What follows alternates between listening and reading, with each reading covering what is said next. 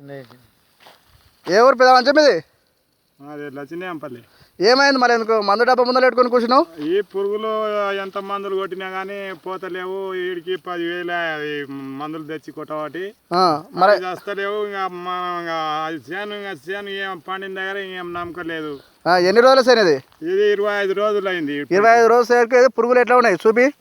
పోయిన మొత్తం అంటే అవి పొద్దుగర మన మందు కొట్టినప్పుడు పోతాయి, తెల్లాలు చెట్టుకి ఎక్కుతున్నాయి. అంటే పొద్దుగర ఎక్కడ పోతున్నాయి? పిల్లల కిందకి పోతున్నాయి. పిల్లల కిందకి అంటే ఎట్లా పోతాయి? ఇలా పోతున్నాయి. ఇలా పోతున్నాయి అంటే మందు స్ప్రే చేసినప్పుడు బయటికి వెళ్ళిపోతుంది. అంటే ఆకలి మందు పడుతుంది కాబట్టి దానికి ఏమైతలేదు. మరి మీరు ఆడ ఫర్టిలైజర్ షాపులు అడుగుతారా? ఇట్లా అవుతుంది సార్. మస్తు అడిగినాం, పురుగులు పట్టుకపోయినాం, ఆకు తీసుకుపోయినాం, మంచి మందు ఇది సస్తది అని కూడా చెప్పిండ్రు. మరి నువ్వు ఇట్లా అనుకోని మన మందు డబ్బాలు ముందర పెట్టుకొని చేస్తే నువ్వు ఏం సాధించగలుగుతావు? ఎన్ని కొట్టంగా ఈ మందు డబ్బా తాగి చచ్చిపోవాలని పెట్టుకున్నాం. అట్లా అంటావు. మరి ఇట్లా మీరు రైతులంతా ఇట్లా అయితే మరి మీరు ఎవరిని అడుగుతారా గవర్నమెంట్ ను? మస్తు అడిగినాం కానీ వచ్చి చూస్తామంటారు, ఎవరు చూసుకోం లేదు. సేనుకు తెగులంటే ఎట్లా వస్తుంది? ఇట్లా వస్తుందా? మచ్చలు, ముడిగ తెగులు, ఇంకా ఈ పురుగులు.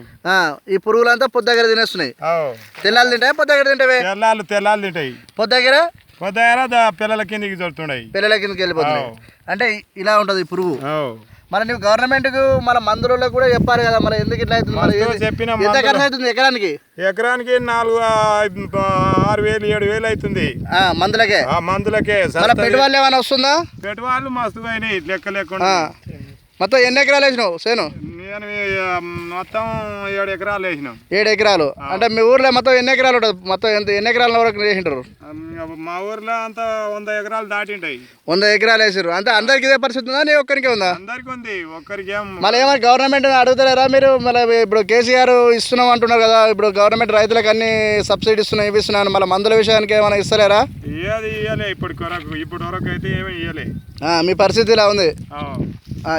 ఏమైంది బాబు, మీదేంది ప్రాబ్లం?